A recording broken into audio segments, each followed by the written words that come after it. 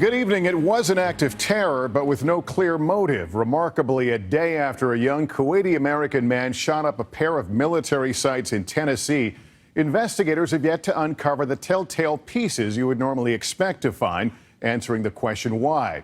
It was confirmed today that police fatally shot Mohammed Abdulaziz, but not before he had taken the lives of 4 U.S. Marines. Most of them, we also learned today, were war veterans. The question tonight is, if he believes strongly enough in something to kill, why didn't he leave behind an explanation? Our team has been working the story all day. We want to start with Kate Snow. Kate, good evening. Lester, good evening. The FBI this evening saying that they have tracked down 70 leads, and though so far there is no evidence to suggest that ISIS directed or inspired these attacks, they are investigating the crime as an act of terrorism. U.S. officials telling NBC News that the suspect spent much of last year in the Middle East, and some friends and acquaintances now saying that that trip may have radicalized him. In a quiet neighborhood in the hills outside Chattanooga, FBI teams today removed potential evidence from the home where 24-year-old Mohammed Yusuf Abdulaziz lived with his parents and sisters. Investigators are now poring over Abdulaziz's electronic devices, one official saying he doesn't seem to have left much of a social media footprint. But there is this, a blog created recently with a final post 3 days before the shootings. This life is short and bitter, and the opportunity to submit to Allah may pass you by. And investigators have found a visit last year to the Middle East for 7 months, entering Jordan, where his father is from. As a naturalized U.S. citizen, he carried 2 passports, American and Jordanian, and authorities say that's complicating efforts to track his precise movements in the region. We have asked our intelligence partners throughout the world to provide us with any information they may have concerning his travel and/or activities while overseas.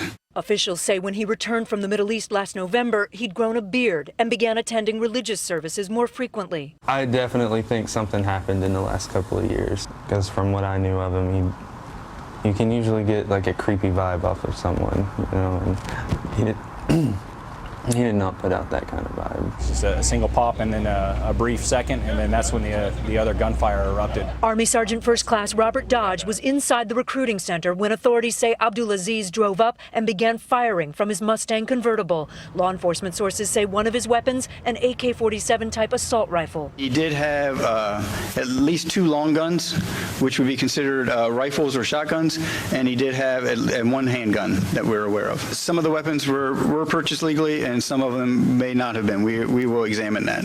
As the suspect drove 7 miles to a second location, Chattanooga Police Chief Fred Fletcher says police units caught up to him just before he arrived at a Navy and Marine Reserve Center. It was a tremendous battle. 4 Marines were killed, a Navy sailor and police officer injured, before authorities say it appears the shooter was taken down by police fire. They put themselves in harm's way.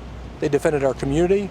They protected themselves, and they made sure that this brutal, brutal gunman harmed as few people as possible. Tonight, the suspect's former classmates were stunned. I didn't think it could possibly be the person I knew. They knew a kind young man, a wrestler, engineering student, and mixed martial arts master, not someone responsible for so much pain.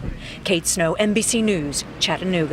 Hey, NBC News fans, thanks for checking out our YouTube channel. Subscribe by clicking on that button down here, and then click on any of the videos over here to watch the latest interviews, show highlights, and digital exclusives.